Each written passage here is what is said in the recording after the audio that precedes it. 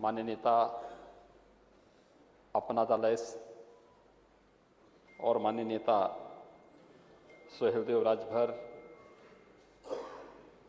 भाजपा के द्वारा जो सुझाव और जो अपने विचार रखे गए हैं, मैं उन सब का स्वागत करता हूं।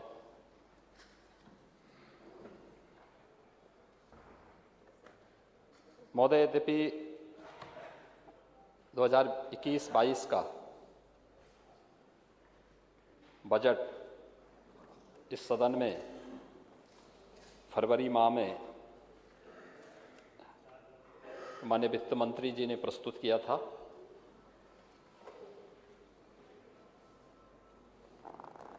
और उस समय उन सभी बातों को ध्यान में रख करके जिसे लेकर के 2017 में हम लोग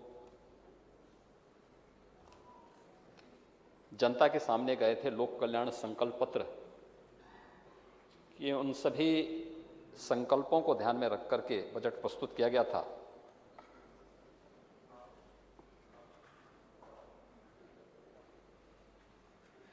लेकिन पिछले 16-17 महीनों से न केवल देश बल्कि पूरी दुनिया इस सदी की सबसे बड़ी महामारी को भी झेल रही है। इस महामारी से जीवन और जीविका दोनों को बचाने के लिए जो प्रयास प्रारंभ हुए और अलग अलग तबके के लोगों ने जो अपना योगदान किया और उनके कल्याण के लिए जो कार्यक्रम केंद्र और प्रदेश सरकार ने प्रारंभ किए हैं, उसके बीच में कुछ ऐसी मदें थीं जिन पर मानसून सत्र में इस अनुपूरक बजट के साथ हमारी सरकार को फिर से सदन में आना पड़ा है। कोरोना महामारी को मात देते हुए हमारे सभी माननीय सदस्यगण इस सदन में उपस्थित हुए हैं। मैं इन सब का हृदय से अभिनंदन करता हूं, इनका स्वागत करता हूं।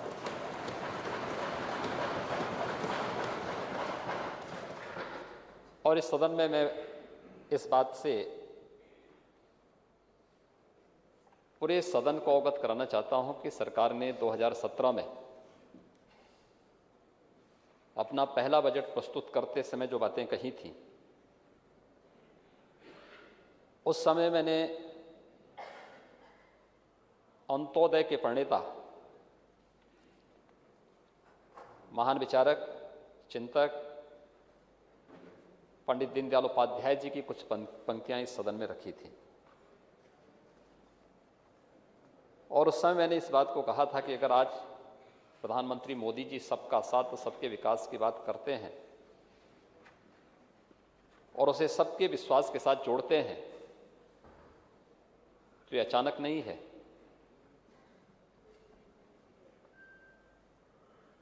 ये हमारा भाव है, हमारा दर्शन है, हमारे जीवन का एक हिस्सा है और हमारी कार्य पद्धति में पग पग पर झलकेगा भी। और पंडित दीनदयाल उपाध्याय जी ने यही बात कही थी कि आर्थिक योजनाओं तथा आर्थिक प्रगति का माप समाज की ऊपर की सीढ़ी पर पहुंचे हुए व्यक्ति से नहीं, बल्कि समाज के अंतिम पायदान पर खड़े हुए व्यक्ति से होगी। और शासन ने बिना किसी भेदभाव के अपनी योजनाओं को उन लोगों तक पहुंचाने का कार्य किया और उसके परिणाम भी आज उत्तर प्रदेश के अंदर आ रहे हैं।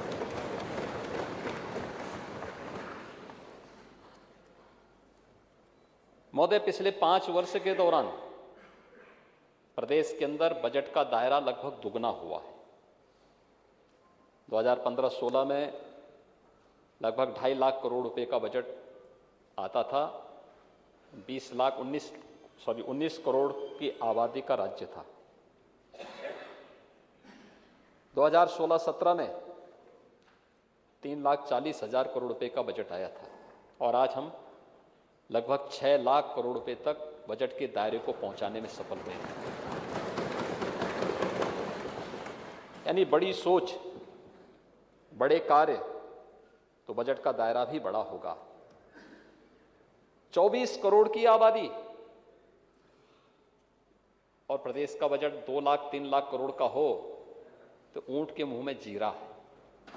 और यह पहले सोच थी नहीं, संकीर्ण सोच थी।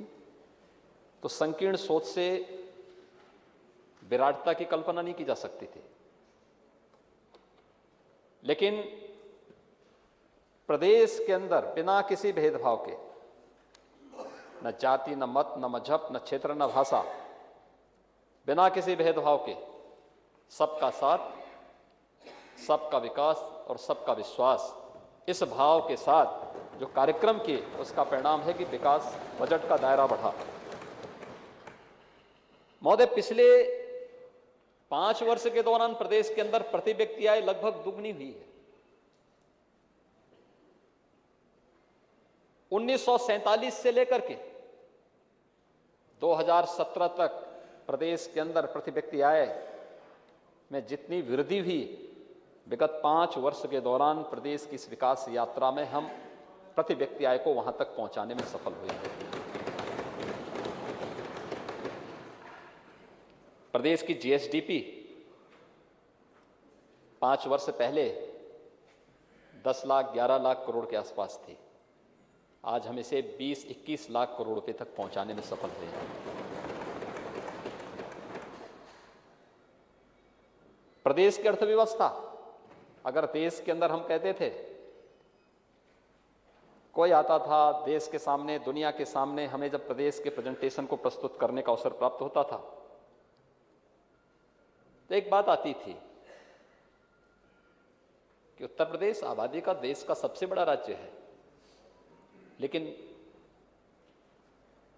अर्थव्यवस्था में हम कहां हैं? क्योंकि आज जिस युग में हम जी रहे हैं, अर्थव्यवस्था प्रधान व्यवस्था है। कहां हैं हम लोग? 15-16 में देश की 6ठी अर्थव्यवस्था थी, आबादी में नंबर 1, दंगों में नंबर 1 पर होता था। जातीय दंगे होते थे, सांप्रदायिक दंगे होते थे, भ्रष्टाचार में नंबर 1 पर था, विकास में सबसे पीछे था, गरीब कल्याण की कोई बात ही नहीं करता था, अर्थव्यवस्था में 6 नंबर पर थे। और मात्र इन 4.5 वर्षों के दौरान जो परिश्रम हुआ है उसका परिणाम है कि उत्तर प्रदेश आज देश की नंबर 2 की अर्थव्यवस्था बनी है। देश के नंबर 2 की अर्थव्यवस्था में उत्तर प्रदेश है। ईज ऑफ डूइंग बिजनेस, यानी व्यवसाय की सुगमता, रोजगार की बड़ी बड़ी चर्चाएं कर रहे थे। मुझे आश्चर्य होता है कि रोजगार, सरकारी नौकरी के साथ साथ निजी क्षेत्र में नौजवानों की पसंदीदा कार्य उनको मिल सके, उस प्रकार के अवसर उन्हें प्राप्त हो सके, इसके लिए हमें देश और दुनिया के निवेश को आमंत्रित करने का अवसर देना था। प्रधानमंत्री जी ने 2014 में कहा था, रिफॉर्म, परफॉर्म एंड ट्रांसफॉर्म के ये 3 मंत्र दिए थे। उत्तर प्रदेश सरकार ने उसे अक्षरशः यहां लागू किया। जो रिफॉर्म किए गए उसके परिणाम सामने आए। सरकार ने जो परफॉर्म किया आज उसके परिणाम सामने आ रहे हैं। ईज ऑफ डूइंग बिजनेस, व्यवसाय की सुगमता क्या होनी चाहिए, व्यापक संशोधन किए, उस प्रकार की नीतियां बनाई गई। आज परिणाम है, देश के अंदर, अगर दुनिया के अंदर भारत निवेश का सबसे अच्छा गंतव्य है तो देश के अंदर उत्तर प्रदेश सबसे अच्छा गंतव्य बना है। ईज ऑफ डूइंग बिजनेस में 16 नंबर, 2015-16 में उत्तर प्रदेश 16वें नंबर पर था और आज उत्तर प्रदेश नंबर 2 पर आ गया है। टूरिज्म में, यानी गंगा मैया की कृपा उत्तर प्रदेश पे बरसती है। महाराज भगीरथ गंगा को लेकर इसी उत्तर प्रदेश में आए थे। भगवान राम का जन्म उत्तर प्रदेश में हुआ, भगवान कृष्ण का जन्म उत्तर प्रदेश में हुआ, बाबा विश्वनाथ का धाम उत्तर प्रदेश में, तमाम शक्तिपीठ उत्तर प्रदेश में। देश की स्वाधीनता आंदोलन का केंद्र बिंदु उत्तर प्रदेश, आध्यात्मिक पर्यटन का हो या फिर उत्तर प्रदेश में इको टूरिज्म का, हेरिटेज टूरिज्म का, या फिर इस देश के अंदर देश की स्वाधीनता आंदोलन को नई दिशा देने वाला कार्य उत्तर प्रदेश की अग्रणी भूमिका रही, कभी ध्यान नहीं दिया गया। अपने नाम पे स्मारक बन रहे हैं, अपने नाम को महिमामंडित करने के प्रयास जरूर हुए, अयोध्या की तरफ लोग झांकते नहीं थे। आज तो हर व्यक्ति कह रहा है कि राम तो हमारे भी हैं।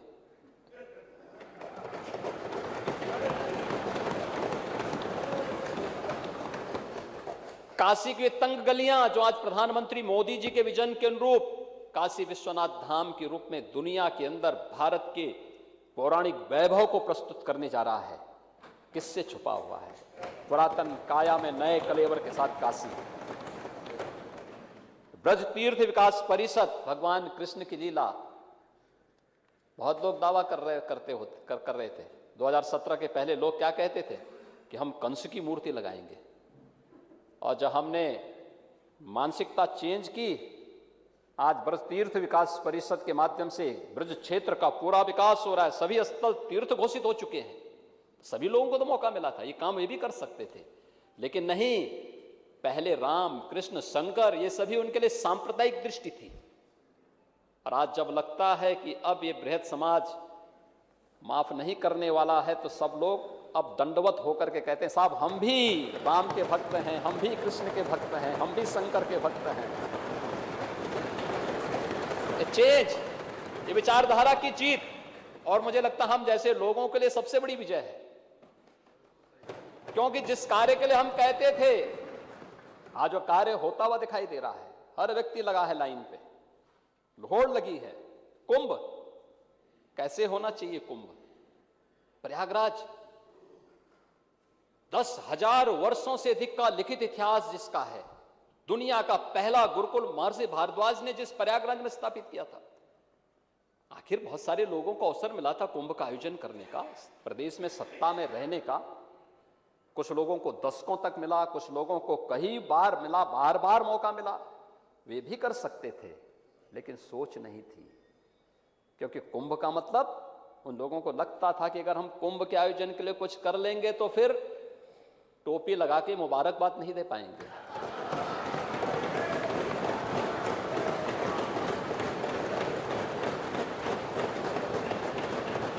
आज ये टोपियां उतर गई हैं सबकी, आज सब गायब, क्योंकि कुंभ ने सबको ढक दिया है, सबको डाइल्यूट कर लिया है। वैश्विक स्तर पर उत्तर प्रदेश का प्रयागराज कुंभ और मां गंगा की कृपा ऐसी, इतना सुंदर, इतना सुरक्षित, इतना सुव्यवस्थित आयोजन, 24 करोड़ श्रद्धालु एक जगह एक स्थान पर आकर के इसमें सहभागी बने, ये उत्तर प्रदेश के अंदर हुआ है। ये श्रेय भी तो उत्तर प्रदेश को जाता है। आज पर्यटन में उत्तर प्रदेश, हम लोग जब 2017 में आए थे चौथे पांचवें स्थान पर था, आज नंबर 1 पर है। सबसे अधिक टूरिस्ट कहीं जा रहे हैं, आ रहे हैं उत्तर प्रदेश। उत्तर प्रदेश वो भूमि है, हर व्यक्ति आता है। उसके बहुत सारे कारण हैं, सरकार की सुविधाएं हैं, सरकार के द्वारा किए गए प्रयास के कारण सुरक्षा है, सरकार के द्वारा जो नए नए प्रयास किए गए हैं, आज जो परिणाम है उत्तर प्रदेश के अंदर।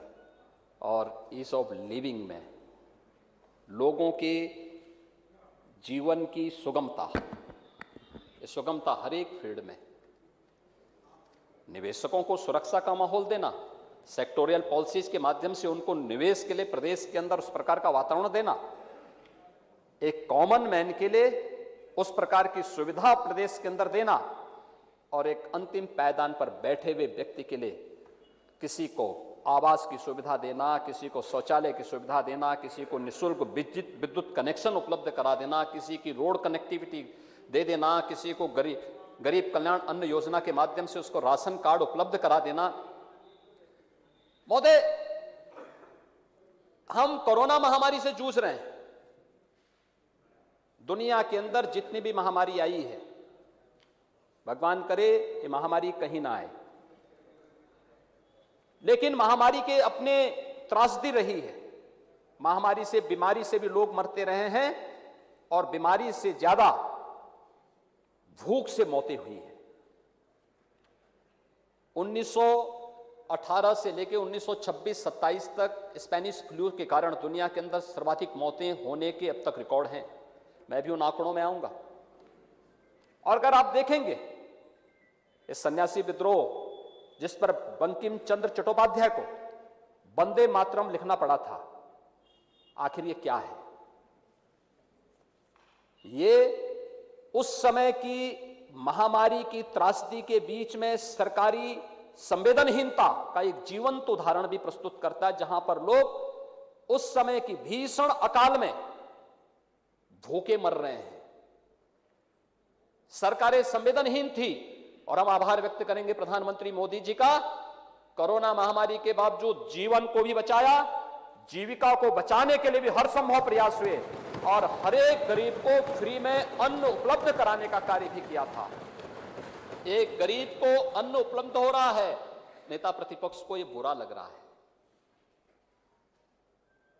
यानी अगर किसी को फ्री में चावल मिल रहा है, फ्री में गेहूं मिल रहा है, फ्री में अन्य सुविधाएं मिल रही हैं, तो मुझे लगता है ये बुरा नहीं। और फ्री में भी अगर उसको ले जाने के लिए बैग भी दिया जा रहा है, मुझे नहीं लगता है क्यों नेता प्रतिपक्ष को इसका ये चीजें अच्छी नहीं लग रही। महोदय, इन लोगों को तब भी बुरा लगा था जब हम लोगों ने मुख्यमंत्री सामूहिक विवाह की योजना चलाई थी। यही सदन है।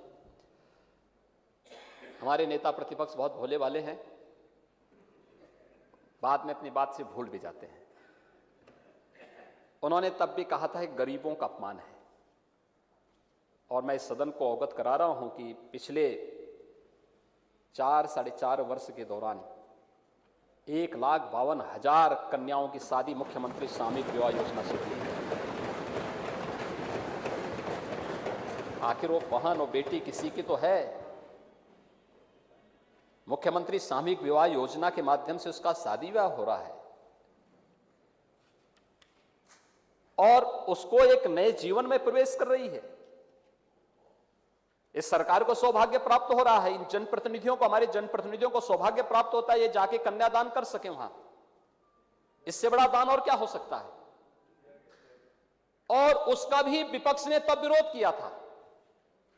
ये गरीबों का विरोध है। यानी ये दिखाता है कि हमारे विपक्ष के मित्र जमीन पर चलने के आदी नहीं हैं। अगर जमीन पर चलने के आदी होते तो एक गरीब की पीड़ा को सुन रहे होते, और गरीब की पीड़ा को अगर इन्होंने सुना होता तो संभवतः ईज ऑफ लिविंग के उस लक्ष्य को जिसे प्रधानमंत्री मोदी जी ने 2014 में प्रारंभ किया था, उसको पिछली सरकारें भी अच्छे ढंग से लागू कर पाती। अगर ईज ऑफ लिविंग के मुद्दे पे मैं शौचालय की बात करूं, प्रदेश के अंदर 2014 से 2 अक्टूबर 2014 को स्वच्छ भारत मिशन लागू हुआ था। 2014 से लेकर के मार्च 2017 तक प्रदेश के अंदर कुल 27,68,000 शौचालय बन पाए थे। और महोदय, मार्च 2017 से लेकर के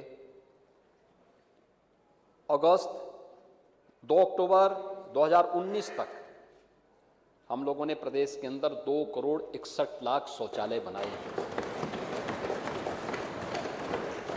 गरीबों के ही बनाए हैं। वो कोई गरीब था, गांव का कोई गरीब था। हाँ, हमने किसी की जाति नहीं देखी, हमने किसी का क्षेत्र और किसी का मत और किसी का मजहब नहीं देखा। आवास,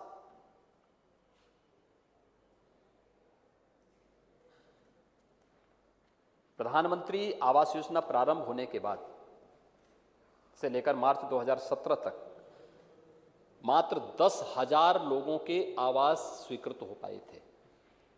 मात्र 10,000 आवास। और महोदय, आज मैं सदन से आपको अवगत करा रहा हूं, ग्रामीण और शहरी दोनों क्षेत्रों में हमारी सरकार अब तक 40 लाख लोगों को एक-एक आवास दे चुकी है। विद्युत कनेक्शन 1947 से लेकर के 2017 तक उत्तर प्रदेश में कुल 1,64,00,000 लोगों को विद्युत कनेक्शन मिले थे और पिछले 4-4.5 वर्ष के दौरान साढ़े चार वर्ष का कार्यकाल अभी पूरा नहीं हुआ है। आज हमारी सरकार को 4 वर्ष 5 महीने का कार्यकाल हमारा पूरा हुआ है। 19 अगस्त है आज। लेकिन महोदय, इस दौरान हम लोगों ने इस दौरान 1,40,00,000 के आसपास लोगों को विद्युत कनेक्शन उपलब्ध करवाए गए हैं। निःशुल्क विद्युत कनेक्शन उपलब्ध कराए गए, यानी 2,94,00,000 से अधिक लोगों को अब तक विद्युत कनेक्शन दिलाए जा चुके हैं।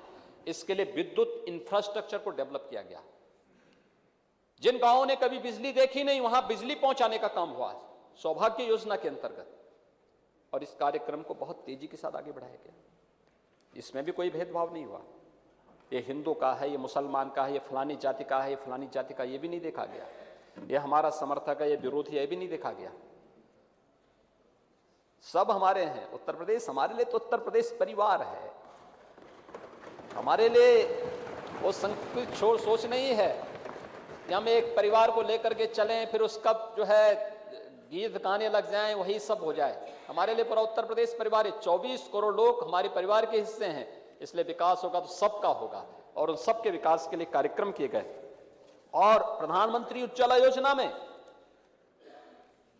महोदय 1947 से लेकर के 2016 तक उत्तर प्रदेश में कुल 2,47,00,000 लोगों को रसोई गैस के कनेक्शन मिले थे, और अब 3,94,00,000 लोगों को अब तक रसोई गैस के निःशुल्क कनेक्शन उपलब्ध कराए जा चुके हैं। यानी हर एक व्यक्ति के जीवन को खुशहाल कैसे बनाया जा सकता है, इस दिशा में सरकार के द्वारा जो प्रयास किए गए हैं, उन प्रयासों के परिणाम आज जमीन पर दिखाई दे रहे हैं। उत्तर प्रदेश के अंदर कोरोना कालखंड के दौरान 15 करोड़ लोगों को फ्री में राशन उपलब्ध कराया गया। पहले लहर में भी अप्रैल 2020 में 20 से लेकर के नवंबर 2020 तक, और दूसरी लहर में मई 2020 से लेकर के नवंबर 2020 तक प्रधानमंत्री गरीब कल्याण अन्न योजना के माध्यम से, और उत्तर प्रदेश सरकार ने भी मई जून जुलाई अगस्त 3 महीने का खाद्यान्न राज्य सरकार के स्तर पर उन सभी गरीबों को उपलब्ध करवाने का कार्य किया, निःशुल्क उपलब्ध कराने का कार्य किया। यह पहली महामारी है जिस महामारी में एक भी गरीब भूखों नहीं मरा। हमें महामारी को स्वीकार तो करना पड़ेगा कि महामारी है। हम बीमारी को ही नहीं स्वीकार करेंगे तो फिर बीमारी के उपचार के लिए और बीमारी से बचाव के लिए कोई अभियान आगे नहीं बढ़ सकता। हमें बीमारी को स्वीकार करना होगा और बीमारी के बचाव के प्रति जागरूकता पैदा करनी पड़ेगी, बचाव के लिए उपाय करने पड़ेंगे, सुरक्षा के लिए उस प्रकार की व्यवस्था देनी पड़ेगी, और यह हुआ भी। अगर हम लोग अभी यहां पर नेता प्रतिपक्ष अपने कुछ नए आंकड़ों के साथ आए थे, बोल रहे थे। आंकड़ों के साथ बोलते इसलिए नहीं है क्योंकि उन्हें मालूम है कि आंकड़े उनके सब झुटला दिए जाएंगे, जनता जानती है इस बात को। और इसीलिए नेता प्रतिपक्ष, मैं तो दौड़ के इसीलिए आ रहा था कि मैंने कहा क्यों इतनी हल्ला क्यों हो रहा है। नेता प्रतिपक्ष इतनी जोर से बोल रहे थे जैसे मुझे कभी कभी वो लगता है, लेकिन सज्जन हैं, अच्छे हैं, अपनी बातों को कभी कभी भूल जाते हैं। और मैं इसीलिए बताना चाहता हूं महोदय, ये महामारी है और महामारी में हमें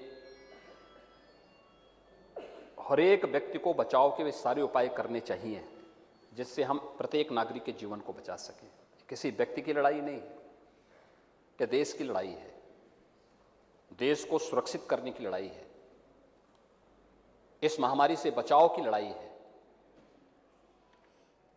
जिस प्रतिबद्धता के साथ, जिस ईमानदारी के साथ, जिस समर्पण भाव के साथ यह देश इस लड़ाई को लड़ रहा है, हम सबका दायित्व बनता है कि हम सब उसका हिस्सा बने।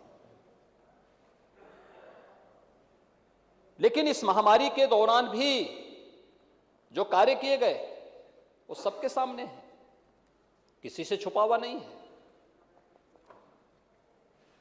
पूछ रहे थे कि हम आंकड़े जानना चाहते हैं, और मैं आपको आंकड़ा ही लेकर के आया हूं आपके पीछे, आपको बताने के लिए। देश का भी लेके आया हूं, दुनिया का भी लेके आया हूं, और उन राज्यों का भी लेके आया हूं जहां आपके मित्रों की सरकार है, वहां का भी आंकड़े मैं आपको दिखाना चाहता हूं।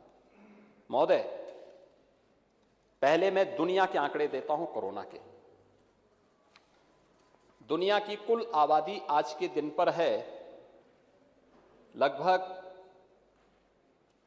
7.8 अरब, यानी 775 करोड़ के आसपास दुनिया की पूरी आबादी है, और इसमें कुल केस हैं 21 करोड़ से ज्यादा। मौतें हुई हैं 44 लाख से ज्यादा।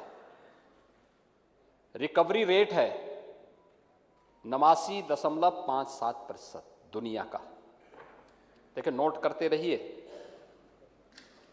अब दुनिया की बड़ी बड़ी ताकतों की बात कर रहा हूं मैं। दुनिया की सबसे बड़ी ताकत अमेरिका माना जाता है। यह माना जाता है उसके पास अच्छा हेल्थ इंफ्रास्ट्रक्चर है, वहां पे हर व्यक्ति को फ्री में उपचार हो रहा है। हमारे कई मित्र जब कोरोना की दूसरी लहर उत्तर प्रदेश और देश के अंदर थी, तब कहते थे कि वहां के मॉडल को अपनाना चाहिए, वहां का मॉडल अच्छा होगा। उन्होंने इतने लोगों को वैक्सीन दे दिया है।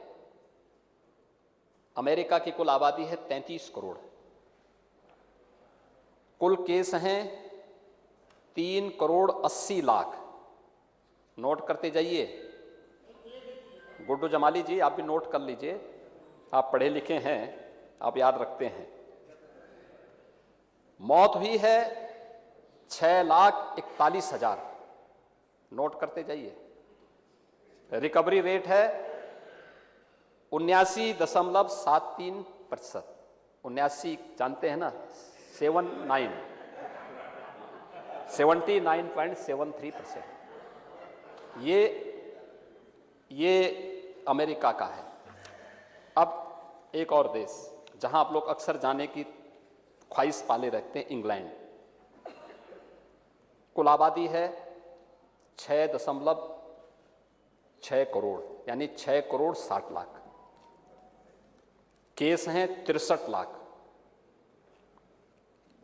कुल मृत्यु हुई है 1,31,000, और रिकवरी रेट है 77.1%। ब्राजील, कहते हैं उत्तर प्रदेश और ब्राजील की आबादी लगभग बराबर है। ब्राजील में कुल केस हैं 2 करोड़। डेथ हुई है, यानी कुल मौत हुई है 5,70,000। रिकवरी रेट है 92.5%।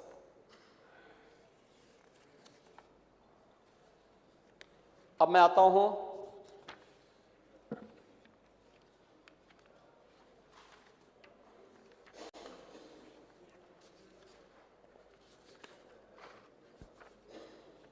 महाराष्ट्र पर।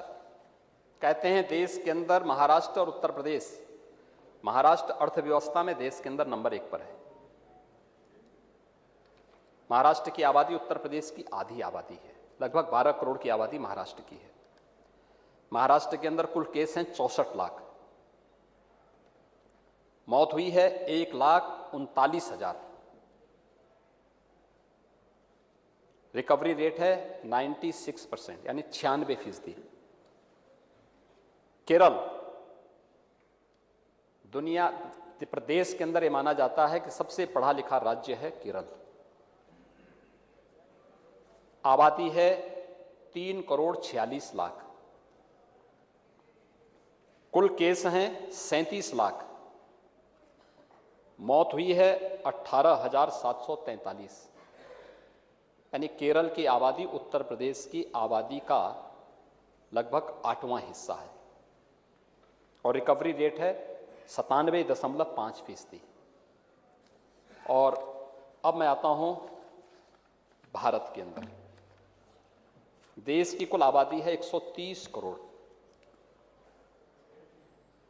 कुल केस हैं 3.23 करोड़, कुल डेथ हुई हैं 4.3 यानी 4,33,000। रिकवरी रेट है 97.5% यानी 97.5%। और महोदय अब मैं आ रहा हूं उत्तर प्रदेश पर। आबादी है 24 करोड़, कुल केस हैं यानी कुल केस कोरोना की अब तक हुए हैं 17,08,000। दोनों मिलाकर के मार्च 2017 से लेकर के अब तक कुल मौत हुई है 22,783। आज तक का डाटा दे रहा हूं। रिकवरी रेट है 98.6%। सबसे अंदर सबसे अच्छा मैंने दुनिया का भी दिखाया है, देश का भी दिखाया है। देश के अंदर सबसे पढ़े लिखे राज्य का भी दिखाया है, सबसे प्रगतिशील राज्य का भी दिया है और उत्तर प्रदेश का भी दिया है। अब आपको अपनी उपलब्धियों पर गौरव की अनुभूति नहीं होती तो गलती मेरी नहीं है, आपकी।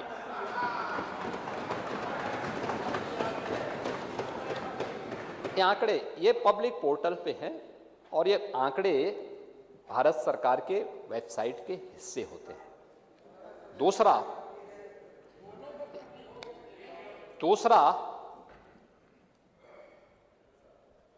देखिए, इसमें सरकार की कम और संस्थाओं के द्वारा किए जाने वाले योगदान ज्यादा होते हैं। ICMR जुड़ा हुआ है इसके साथ। देश की प्रतिष्ठित संस्थाएं जुड़ी हुई हैं जो इस महामारी के दौरान कोरोना के वैक्सीन बनाने के लिए जिन्होंने योगदान दिया है। इसलिए वैज्ञानिकों का सम्मान करने की आदत हमारी होनी चाहिए। मुझे लगता है कि वे देश के लिए काम कर रहे हैं। आंकड़े छुपाने से उनका काम नहीं चलता है। आंकड़े जितना भी प्रकाशित करेंगे उस पर जितना उनका कार्य होगा, उनके होमवर्क को उतना आगे बढ़ाएगा। देश के अंदर आप हेल्थ इंफ्रास्ट्रक्चर की बात कर रहे थे कि हमने ये कर दिया, हमने वो कर दिया, लेकिन आपकी उपलब्धि क्या थी? जब कोरोना आया था तब उत्तर प्रदेश में कोरोना टेस्टिंग की एक भी लैब नहीं थी, एक भी लैब नहीं थी। आज उत्तर प्रदेश में टेस्टिंग लैब, मैं कह रहा हूं देश के अंदर नेशनल इंस्टीट्यूट ऑफ वायरोलॉजी, ये पहले से है। पुणे में इसकी जांच हो रही थी और पहला केस आया था तो हमने सैंपल पुणे भेजे थे। और आज हम लोगों ने उत्तर प्रदेश में 4 लाख टेस्ट प्रतिदिन करने की क्षमता अर्जित कर ली है। 4 लाख टेस्ट आपके बलिया में भी टेस्ट होने शुरू हो गए हैं। हाँ, हो गए। मैं तो अभी बलिया होके आया हूं। अब आपको फुर्सत नहीं मिलती है तो मैं तो होके आया हूं। मैं बाढ़ क्षेत्र का भ्रमण करके भी आया हूं। अब जमीन पे मैं हूं या आप है, अब यही से पता लग जाएगा।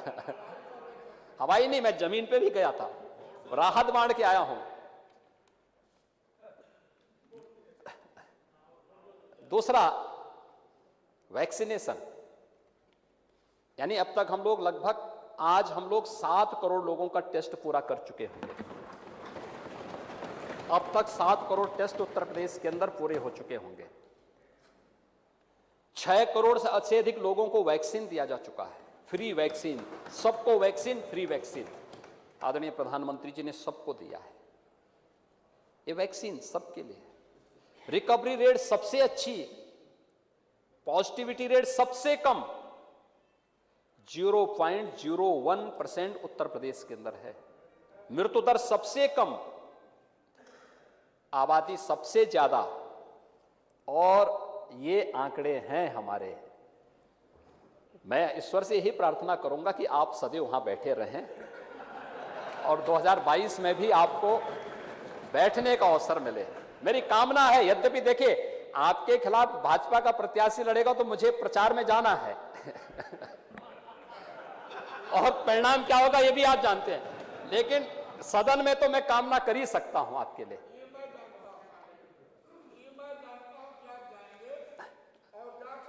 आने की अपील करके आएंगे।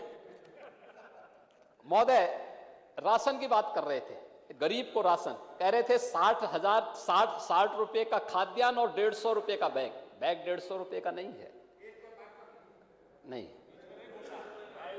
कुल 45 से 48 रुपए का बैग है। बैग 15 किलो का भी है और 25 किलो का भी है। मजबूत बैग है, वाटरप्रूफ बैग है और खाद्यान्न लेकर के आराम से निकल सकता है, जा सकता है। हर एक लाभार्थी को इसलिए दिया जा रहा है, बहुत सारे गरीब हैं जिनके पास नहीं होता है, नहीं लेके जा पाते हैं। और मुझे लगता है कि अगर आपको ये लगता है कि गरीब को नहीं मिलना चाहिए, तो मुझे लगता है कि हमारी सरकार तो बार बार इन गरीबों का समर्थन करेगी, उनको हर प्रकार की सुविधा देगी और हम लोग उसी के लिए आएंगे। महोदय, इस दौरान हम लोगों ने प्रदेश के अंदर, हमारी सरकार ने प्रधानमंत्री गरीब कल्याण पैकेज का हर एक तबके को लाभ दिया गया। अभी कांग्रेस की नेत्री कह रही थी यहां पर कि बहुत सारी बातें उन्होंने यहां पर कही। मुझे लगता है कि मुख्यमंत्री बाल सेवा योजना को कोरोना से जो बच्चे अनाथ हो गए थे, उन बच्चों के लिए सरकार लेके आई। उत्तर प्रदेश सरकार पहली सरकार है जिसने लागू किया। उन गरीब बच्चों को अटल आवासीय विद्यालयों में आधुनिक शिक्षा के साथ साथ उन बच्चों के लिए 4000 रुपये मासिक एक छात्रवृत्ति भी सरकार ने घोषित की है और उसकी पहली 3 माह की किस्त उन बच्चों को दे भी दी गई है। निराश्रित हुई महिलाओं के लिए भी हम एक योजना लेकर के आ रहे हैं, अभियान चल रहा है, बहुत जल्दी हम उसको भी लॉन्च करने जा रहे हैं। कोरोना कालखंड के अंदर जो लोग कोरोना के बगैर, जिन लोगों का जीवन, अमूल्य जीवन समाप्त हुआ, उनके परिवार में भी कोई बच्चे इस प्रकार के होंगे, उनको भी हम आच्छादन के लिए योजना लेके आए हैं, उनको भी हम कवर कर रहे हैं। और हर एक तबके के लिए सरकार पूरी ईमानदारी, पूरी प्रतिबद्धता के साथ कार्य कर रही है और उसको आगे बढ़ाने के अपने लक्ष्य को लेकर के चल रही है। महोदय, मुझे इस अवसर पर बहुत कहने के लिए तो बहुत कुछ है, लेकिन मुझे लगता है कि आज जिस प्रकार के कार्यक्रम के साथ हम जुड़े हुए हैं, अगर उसी के साथ हम लोग चलेंगे तो अच्छा रहेगा। विस्तार तो काफ़ी ज़्यादा है। हम लोगों ने जो अनुपूरक बजट प्रस्तुत किया था, एक बात जो बेरोजगारी की बात हमारे नेता प्रतिपक्ष के द्वारा अपने शुरुआती भाषण में की गई थी और कांग्रेस की नेत्री कह रही थी कि नौकरी कहाँ लगी है। मुझे लगता है मेरी बात को अगर नोट कर लेंगे तो मुझे आंकड़े नोट करने की आवश्यकता नहीं पड़ती। आप लोग नोट कर लेंगे तो आपको याद रहेगा कि आप लोग भी अपने भाषण में कह सकेंगे कि इस सरकार ने इतने लोगों को नौकरी दी है। नोट कर लेंगे, अच्छा रहेगा। देखिए, 1.5 लाख हम लोगों ने शिक्षक भर्ती किए हैं, 1,26,000 के आसपास बेसिक शिक्षा परिषद में, माध्यमिक, उच्च और तकनीकी शिक्षाओं को लेंगे 1.5 लाख शिक्षकों की भर्ती हुई है। पुलिस आरक्षी, police sub inspector, deputy SP आदि की जो नियुक्ति की प्रक्रिया हुई है, लगभग 1.5 लाख से ऊपर इनकी भर्ती हुई है। 3 लाख तो यही 2 विभागों का मैं आपको दे रहा हूं।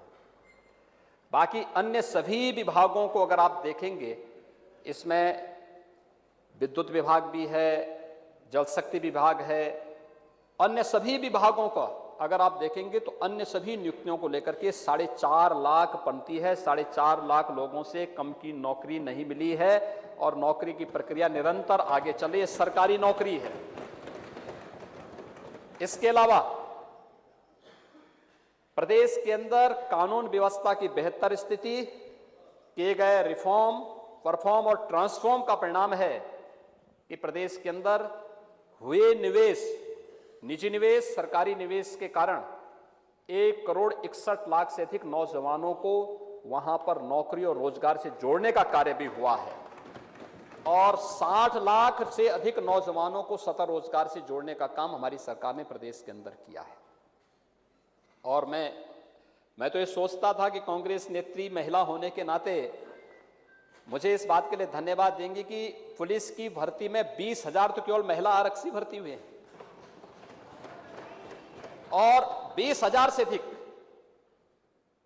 आपको तो मुझे एक धन्यवाद देना चाहिए था कि अभी पंचायत चुनाव हुए हैं, पंचायत चुनाव में 33% महिला आरक्षण है और महिलाओं में अगर आप देखेंगे प्रधान क्षेत्र पंचायत समिति के सदस्यों में 46% जीते हैं, ब्लॉक प्रमुख में 56% जीते हैं, जिला पंचायत अध्यक्ष में और भी ज्यादा जीते हैं।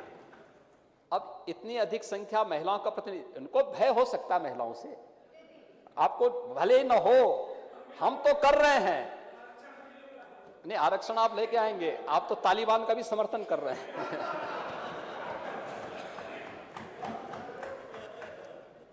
अध्यक्ष जी, तालिबान का समर्थन कर रहे हैं कुछ लोग। महिलाओं के साथ क्या क्रूरता बरती जा रही है वहां पर, बच्चों के साथ क्या क्रूरता बरती जा रही है अफगानिस्तान में। लेकिन कुछ लोग बेशर्मी के साथ तालिबान का समर्थन किए जा रहे हैं, तालिबानीकरण करना चाहते हैं। ये सभी के चेहरे एक्सपोज किए जाने चाहिए समाज के सामने। वे महिला कल्याण की बात करते हैं, महिला कल्याण की बात वे लोग कर रहे हैं जो एक दुर्दांत माफिया को अपने राज्य में शरण देकर के उसको प्रोटेक्ट कर रहे थे। एक होड़ लगी थी उस दुर्दांत माफिया को अपने पक्ष में करने के लिए, अभी भी लगेगी। चुनाव आ रहे हैं लेकिन सिनेरियो बदला है। अब माफियाओं को जो भी अपने साथ लेके जाएगा उसको मालूम है कि उसके बाद फिर पीछे पीछे बुलडोजर भी घूमता हुआ जाएगा।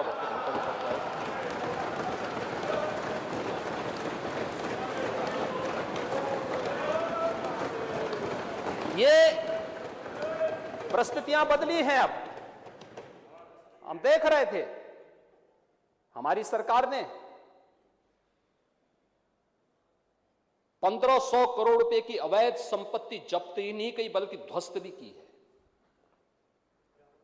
ये राज्य की संपत्ति थी, इन्हीं गरीबों की थी। और हम तो आवास की योजना बना रहे हैं। इन माफियाओं ने जिन जमीनों पर कब्जा करके अपनी हवेली खड़ी की थी वहीं ध्वस्तीकरण करके गरीबों के आवास बनेंगे।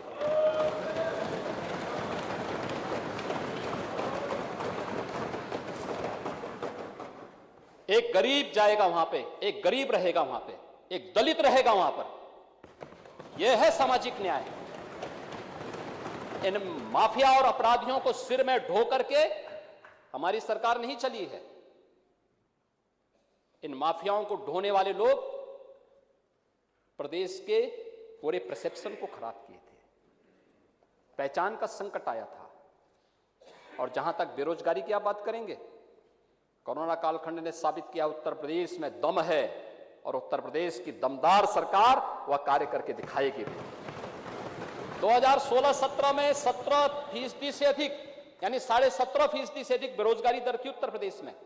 और आज उत्तर प्रदेश में बेरोजगारी की दर 5% से नीचे आई है। और सरकार इस कार्य को, ये मेरे आंकड़े नहीं भैया, थोड़ा पढ़ने की आदत भी डाला करिए भैया। जमीन पे रहने की आदत डालेंगे तो कुछ सीखेंगे, अच्छी दे पाएंगे, लोगों को भाषण दे पाएंगे। देखिए भाषण जो है, मंचों पे आप जब गलत भाषण दे के आते हैं, पब्लिक भले उस समय करेगी, पीछे पूछती है, बाद में बोलते क्या बड़ा झूठा बोल के चला गया। ऐसा नहीं होना चाहिए। देखिए तथ्यों पर बोला जाना चाहिए, आंकड़ों पे बोला जाना चाहिए और मजबूती के साथ बोला जाना चाहिए। कुछ नहीं जी, सही बात हम बोल पाएंगे। आज देखिए, आज का नौजवान अब बहुत स्मार्ट हो चुका है, बहुत तेज हो चुका है, हर एक चीज की ध्यान रखता है। वो टेलीविजन नहीं देखता होगा लेकिन उसको जानकारी है कहां पे कौन क्या कर रहा है। इसलिए इस बात को ध्यान रखना, वो आप लोगों की इन हरकतों से बहुत उसको पसंद नहीं आती है। और मैं इसीलिए आज वो जो ये अनुपूरक बजट आया है, इसीलिए हम लोग आए हैं आपको सावधान करने के लिए। हाँ, आप सावधान हो जाइए। हमने बिजली इसीलिए घर घर पहले पहुंचा दी है कि अब नौजवान को अपना मोबाइल फोन चार्ज करने के लिए, स्मार्टफोन चार्ज करने के लिए दूसरे गांव नहीं जाना पड़ेगा। हर घर तक बिजली पहुंचा दी गई। और मैं तो कांग्रेस नेत्री से भी कहूंगा थोड़ा क्षेत्र में भी ध्यान दिया करें, क्योंकि उनको मालूम ही नहीं कि गांव में 16 से 18 घंटे बिजली मिल रही है, नगरीय क्षेत्रों में 24 घंटे बिजली मिल रही है।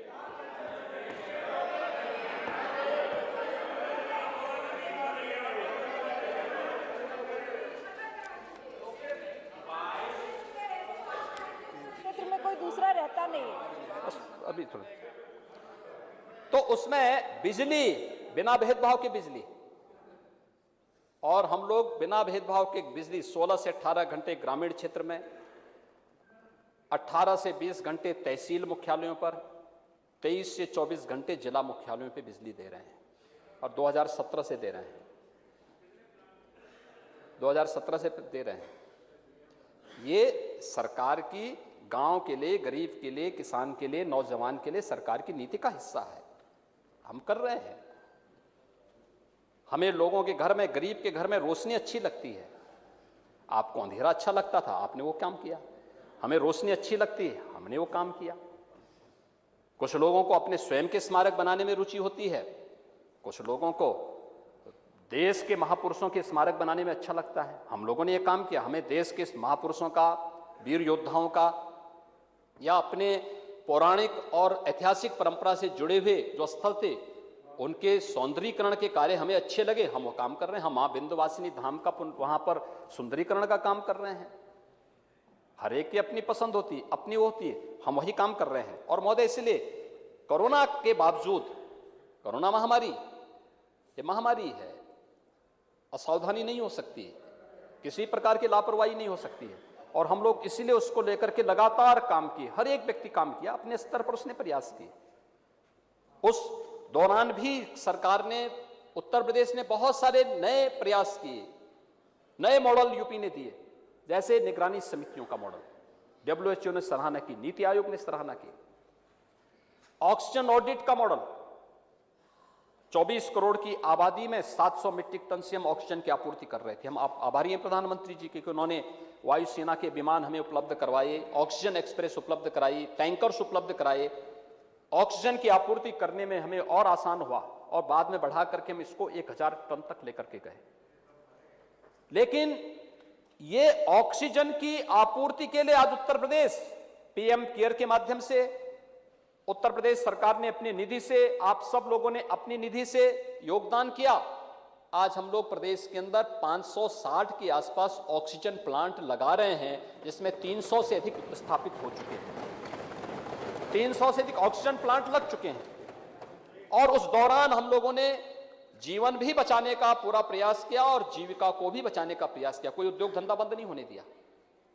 काम धंधा वहां पे हमने कोविड केयर सेंटर बनाए, कोविड हेल्प डेस्क बनाई, लेकिन कार्यक्रम हमारे निरंतर चलते रहे, और निगरानी समितियों ने बहुत अच्छा काम किया। आंगनबाड़ी, आशा वर्कर, ANM, ग्राम प्रधान, क्षेत्र वहां के जो पार्षद नगरीय क्षेत्रों में थे, बहुत सराहनीय कार्य किया। मैं इनका सबका अभिनंदन करता हूं। कोरोना वॉरियर्स ने जो सेवा का अद्भुत मिसाल प्रस्तुत की, उन सबका अभिनंदन करता हूं। लेकिन विभिन्न विभागों के लिए भी स्वीकृति जारी करने में कोई कोताही नहीं की। कोरोना के बावजूद, जानते हुए अप्रैल से लेकर के अप्रैल, मई, जून 3 महीने लगातार सेकंड वेव के उसमें था प्रदेश, तो भी स्वीकृतियां जारी की गई। चाहे वह चिकित्सा शिक्षा का 9,141 करोड़ रुपए में से 4,262 करोड़, चिकित्सा एवं स्वास्थ्य 10,840 करोड़ में से 7,850 करोड़, परिवार कल्याण में 10,351 करोड़ में से 10,130 करोड़, भारी और मध्यम उद्योग में 14 करोड़ 14,987 में से 5,989 करोड़, लोक निर्माण विभाग 22,582 में से 3,729 करोड़, सिंचाई विभाग 18,899 में से 5,329 करोड़, नमामि गंगे में, ऐसे अलग अलग विभागों में स्वीकृतियां जारी करने में भी तेजी लाई गई और बेहतर तरीके से इन सभी कार्यक्रमों को सरकार आगे बढ़ा रही है। इन चीजों को तेजी के साथ सरकार ने आगे बढ़ाया है। हमारे स्कूल कॉलेजेस 9वीं क्लास से लेकर के ऊपर की सभी संस्थाएं प्रारंभ हो चुकी हैं। 23 अगस्त से हम लोग 6ठी से लेकर 8वीं तक की क्लासेस प्रारंभ कर रहे हैं कोरोना प्रोटोकॉल का पालन करते हुए। 1 सितंबर से हमारा प्रयास है कि हम बेसिक शिक्षा परिषद के स्कूल को भी खोलें। कोरोना पर हमारी नजर है और मुझे बताते हुए आज कोरोना प्रदेश के अंदर भी नियंत्रण में है। आज प्रदेश के अंदर कुल आज के केसेस देखेंगे तो मुझे लगता है केवल 32 केस प्रदेश के अंदर है और एक्टिव केस अगर आप देखेंगे 400 केस हैं। कोरोना पर प्रभावी नियंत्रण, लेकिन साथ साथ सावधानी और सतर्कता पूरी बरतने का प्रयास सरकार के स्तर पर चल रहा है और उस दौरान हर एक गतिविधि को तेजी के साथ आगे बढ़ाने का कार्य सरकार कर रही है। महोदय, अनुपूरक बजट 7,301.52 करोड़ रुपए की व्यवस्था इस अनुपूरक बजट में की गई है और इस वर्ष का ये प्रथम अनुपूरक है। इस मामले में मैं जो बताना चाहूंगा कि हम लोगों ने जो व्यवस्था की है, यह बजट अलग अलग वर्ष के बजट को हम लोगों ने अलग अलग, पहला बजट 2017 में हम लोगों ने देश के अन्नदाता किसानों को समर्पित किया था। देश के अन्नदाता किसान देश की प्रगति के योगदान देने के लिए जो उन्होंने कृषि क्षेत्र को आत्मनिर्भरता की ओर ले जाने का कार्य किया और उस दिशा में जो प्रयास हुए हैं, ऋण माफी से लेकर के प्रधानमंत्री कृषि सिंचाई योजना को लेकर के प्रधानमंत्री फसल बीमा योजना, प्रोक्यूरमेंट की योजना, हमें सिखा रहे थे प्रोक्यूरमेंट तो एमएसपी तो हम लोगों ने दिया किसानों को और एमएसपी का लाभ, लागत का 1.5 गुना लाभ पहली बार मिला और एमएसपी तब तक बेमानी है जब तक आप किसान की उपज को खरीदते नहीं। किसान की उपज को खरीदना का कार्य हमारी सरकार ने किया, पूरी ईमानदारी के साथ किया और विगत वर्ष आप कह रहे थे, नेता प्रतिपक्ष मेरी बात को नोट कर लेते अच्छा होगा, हम लोगों ने गेहूं क्रय रिकॉर्ड मात्रा में किए। देखिए 2016 के भी आंकड़े मेरे पास हैं गेहूं क्रय के। 2016 में समाजवादी पार्टी की प्रदेश में सरकार थी, नोट कर लीजिए अच्छा रहेगा, आपने जब आप अपनी भाषण में कह ही चुके हैं। महोदय, 6 लाख मीट्रिक टन गेहूं का प्रोक्यूरमेंट आढ़तियों के माध्यम से समाजवादी पार्टी ने 2016 में किया था और हम लोगों ने इस वर्ष कोरोना महामारी के बावजूद 56 लाख मीट्रिक टन गेहूं का क्रय किया। 56 लाख मीट्रिक टन।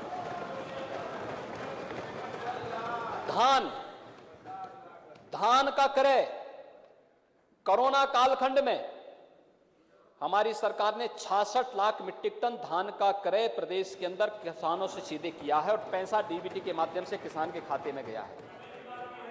गन्ना किसानों की बात कर रहे थे, जब हम 2017 में आए थे 2010 से गन्ना मूल्य का भुगतान नहीं हुआ था, तमाम चीनी मिलें बंद हो चुकी थी, किसानों में निराशा थी, हताशा थी। हम लोगों ने गन्ना मूल्य के भुगतान को और चीनी मिलों को चलाने का जो अभियान चलाया, आज प्रदेश के अंदर 119 चीनी मिलें हम लोगों ने प्रदेश के अंदर कोरोना कालखंड में भी चलाई हैं और अब तक 1,41,000 करोड़ रुपए का गन्ना मूल्य का भुगतान भी किए हैं। 81% से अधिक गन्ना मूल्य का भुगतान हो चुका है।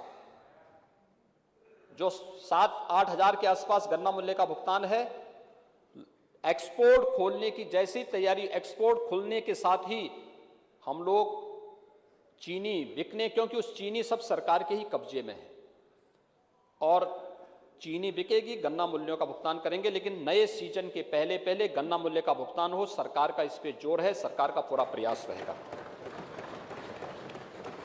लेकिन महोदय, मैं प्रदेश के अपने युवाओं को, जिन युवाओं के कारण यह देश एक नई ऊर्जा के साथ आगे बढ़ता है, जिनको हम लोगों ने अब तक रोजगार और नौकरी दी है,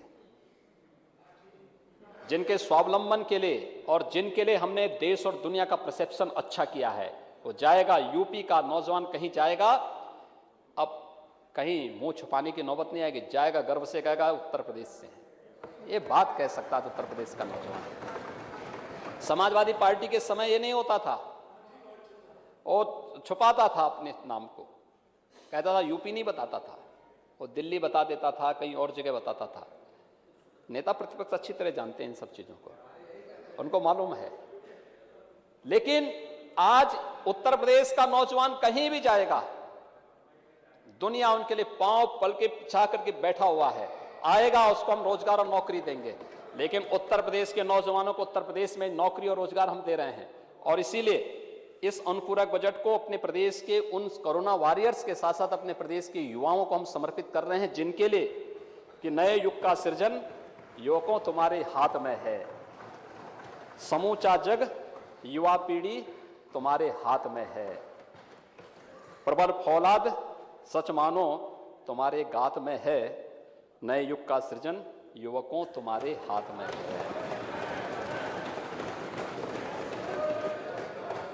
सफलता तो तुम्हारी बात में है, जज्बात में है, नए युग का सृजन युवकों तुम्हारे हाथ में है। युवा पीढ़ी के जज्बात को नेता प्रतिपक्ष आप नहीं समझ पाएंगे, क्योंकि आप लोगों ने तो जब सरकार में थे नौकरियों को गिरवी रख दी थी, निवेश बंद हो चुका था, दंगे होते थे, नौजवान फंसा दिए जाते थे, झूठे मुकदमे लाद दिए जाते थे, एवरेज हर तीसरे दिन एक दंगा होता था यूपी में। आज क्या है? आज दंगा मुक्त प्रदेश।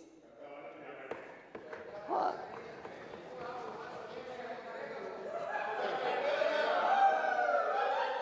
और इसीलिए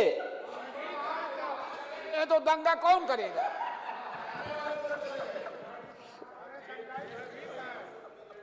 और इसीलिए हमारी सरकार ने तय किया है, हम लोगों ने एक निधि का गठन किया है।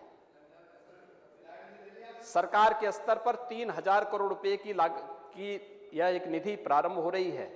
1 करोड़ नौजवानों को टैबलेट या स्मार्टफोन की सुविधा उपलब्ध कराएगी सरकार।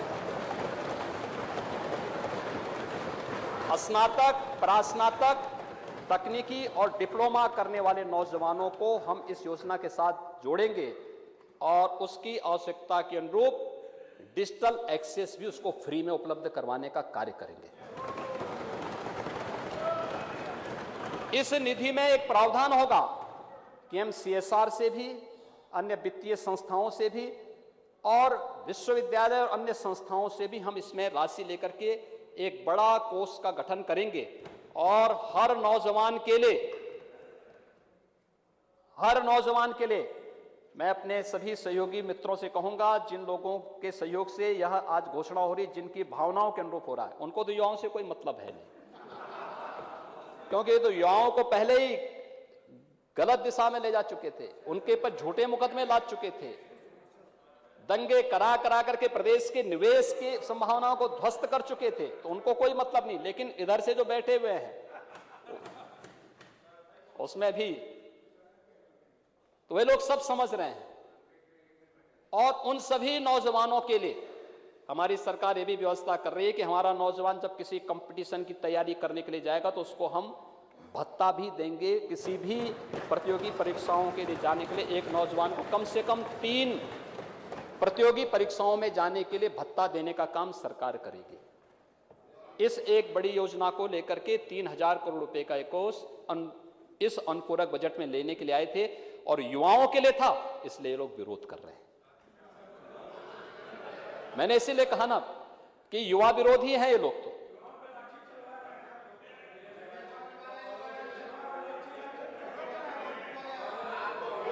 महोदय, दूसरा प्रदेश के अंदर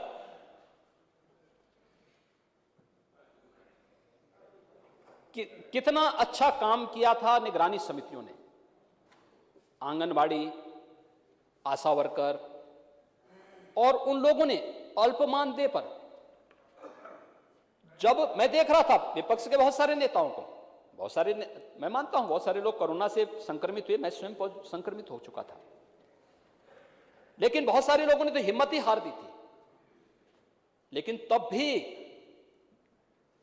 गांव गांव घर घर वे समितियां जा रही थी, निगरानी समितियां जा रही थी। तो उसमें जो बहुत अच्छा काम किया था, इसलिए सरकार ने निर्णय लिया है, आंगनबाड़ी कार्यकर्ती, सहायक कार्यकर्ती, आशा संगनी, पीआरडी जवान, रोजगार सेवक, यानी जो अल्प मानदेय पर कार्य करने वाले थे, इन सबके मानदेय पर बढ़ोतरी करने का काम सरकार करेगी।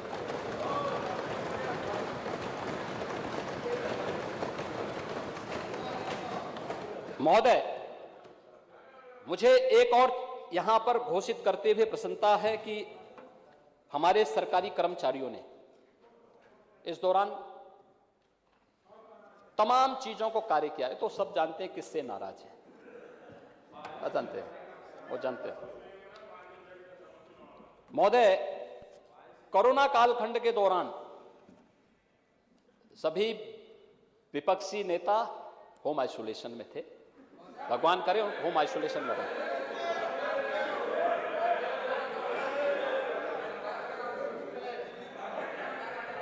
अगर खन्ना जी बोल देंगे कि आप लोग फील्ड में थे तो मैं मान जाऊंगा। खन्ना जी क्या मानते हैं? आप मानते हैं लोग फील्ड में थे?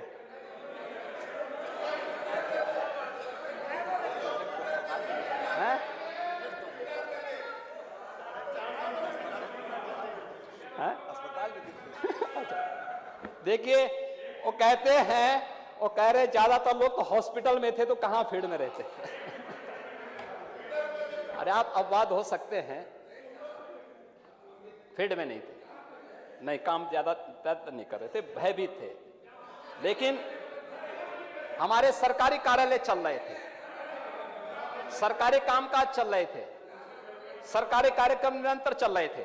और इसलिए सरकार ने तय किया है कि 1 जुलाई 2021 से अपने सरकारी कर्मचारियों के लिए महंगाई भत्ता और राहत, महंगाई राहत का भुगतान, ये 17% जो संप्रति था, इसमें 11% का अतिरिक्त बढ़ोतरी करते हुए 28% का बढ़ोतरी करते हुए 16 लाख सरकारी कर्मचारी और 12 लाख पेंशनर्स, इनको भी हम लोग प्रदेश शासन की ओर से भत्ते की व्यवस्था इनको हम देने जा रहे हैं, इनको भी देने जा रहे हैं। इसके अलावा चीनी मिलों के गन्ना मूल्य के भुगतान को लेकर के हमने 200 करोड़ की व्यवस्था की है। और मैंने बता दिया है, एक्सपोर्ट खुल रहा है, एक्सपोर्ट के खुलने के साथ ही नए सीजन के प्रारंभ होने के पहले 2020-21 तक का गन्ना मूल्य का भुगतान सरकार करा चुकी है। नए सीजन का जो अभी 18-19% गन्ना मूल्य बाकी रह गया है 21-22 का, इसका हम नए सीजन के पहले करा लें। इसके बारे में गन्ना मंत्री की सभी मिलर्स के साथ बैठक संपन्न हो चुकी है और इस कार्यक्रम को तेजी के साथ आगे बढ़ाने का कार्य किया जा रहा है। और नए सीजन में चीनी मिलें फिर चलेंगी, किसी भी गन्ना किसान को गन्ना फेंकने की आवश्यकता नहीं पड़ेगी, शानदार तरीके से सभी चीजें चलेंगी। कोरोना कालखंड के कारण समस्याएं हुई, उस कार्यक्रम को आगे बढ़ाएंगे, इसलिए इसकी व्यवस्था भी की गई है। अधिवक्ता, हम लोगों ने हर एक तबके के लिए कुछ न कुछ किया। कोई कह रहा था महिलाओं के लिए क्या क्या, अगर आप जमीन पे होते तो पता होता कि जनधन अकाउंटधारी महिलाओं के खाते में पैसा गया था कोरोना कालखंड में। निराश्रित महिलाओं की, वृद्धजनों के लिए, प्रधानमंत्री किसान सम्मान निधि से आच्छादित किसानों के लिए, दिव्यांगजनों के लिए, इस सब के लिए गया था। 3 महीने फ्री में उनको रसोई गैस के सिलेंडर भी उपलब्ध कराए गए थे। तो जमीन पे रहते तो कुछ पता रहता, जमीन पे रहते नहीं, इसलिए तो कुछ जमीन का कोई पता नहीं। और महोदय, मैं इसलिए कहना चाहता हूं, अधिवक्ता समुदाय को भी एक सामाजिक सुरक्षा की गारंटी मिलनी चाहिए। युवा अधिवक्ताओं को हम पहले घोषित कर चुके हैं और ये उन अधिवक्ताओं के लिए जिन्हें सामाजिक सुरक्षा निधि के अंतर्गत कुल 1.5 लाख रुपए की राशि थी, हम इसको 5 लाख रुपया कर रहे हैं और मैं इसके लिए अपने अधिवक्ता समुदाय का भी अभिनंदन करता हूं। निराश्रित गोवंश, क्या 2017 के पहले गौ तस्करी चरम पर थी, इलीगल स्लॉटर हाउसेज खुलते थे, एक भी बार बयान नहीं आते थे नेता प्रतिपक्ष के, नहीं होते थे। पार्टनर रहे होंगे, क्यों करेंगे? स्वाभाविक रूप से सहानुभूति उन लोगों की किसके साथ में हर व्यक्ति जानता। गौ भक्त बोलने से थोड़ा हो जाता कोई गौ भक्त। दूध तो कोई भी पी सकता है, पिएगा भी, पीना भी चाहिए, घर में भी रख सकते हैं, कोई दिक्कत नहीं है। हम भी रख रहे हैं, आप भी रख रहे हैं, रखना भी चाहिए। अंतर यह है मैं गाय का दूध पीता हूं, आप भैंस का दूध पीते हैं।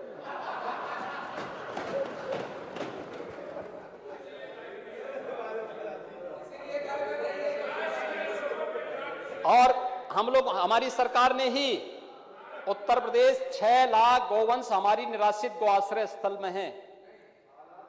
हम लोगों ने वो तो मैं जानता हूं, वो तो देखिए इस सच्चाई को आप बोल रहे हैं, ये सच्चाई यही तो नेता प्रतिपक्ष हमारे बोल चुके हैं। उन्होंने पहले कहा कि हम पालते हैं तो दूध पी करके सड़क पे छोड़ भी देते हैं, ये भी सच्चाई है, ये भी सच्चाई है। और महोदय 3 प्रकार की स्कीम, निराश्रित गौ आश्रय स्थल,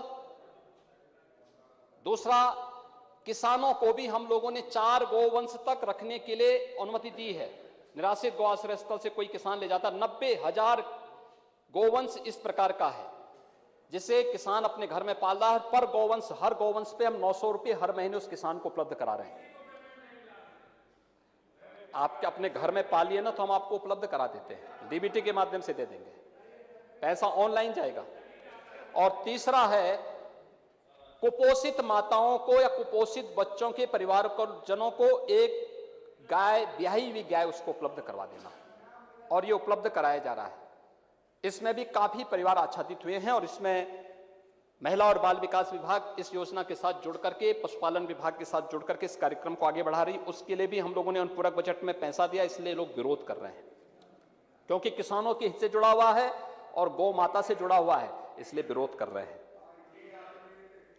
मैं सोचता था कि कम से कम बहुजन समाज, ये तो बाबा साहब भीमराव अंबेडकर की नीतियों के विरोधी पहले से रही, समाजवादी पार्टी पहले से रही है, घोषित विरोधी, और इसलिए जनता ने चुनाव के खारिज कर दिया इनको। लोकसभा चुनाव में आप दोनों मिलकर लड़े थे ना, क्या दुर्गति करती जनता।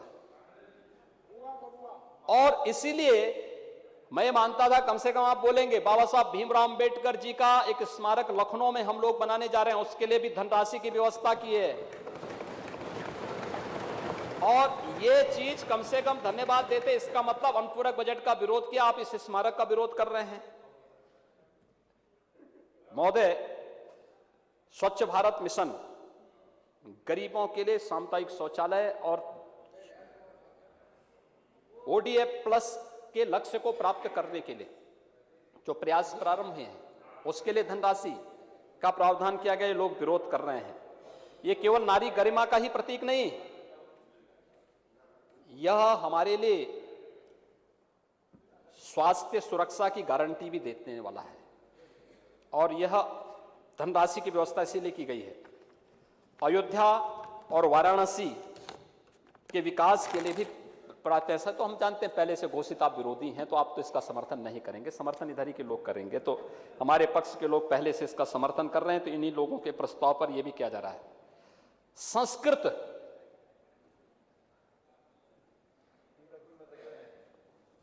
कार्य हम कर रहे हैं और मंच, अब चुनाव आए तो मंच ये सजाने लग गए हैं, अब जगह जगह जाकर के सबको याद आ रही है। संस्कृत बच्चों के लिए आप लोगों ने तो संस्कृत के विद्यालय जानबूझ करके बंद किए थे, और जानबूझ करके बंद किया आप लोगों ने, विद्यालय बंद कर दिए, स्कूल बंद कर दिए, उन स्कूलों में नए एडमिशन नहीं होने दिए, उन स्कूलों में नई भर्ती नहीं होने दी। हमारी सरकार ने तय किया है, हमारी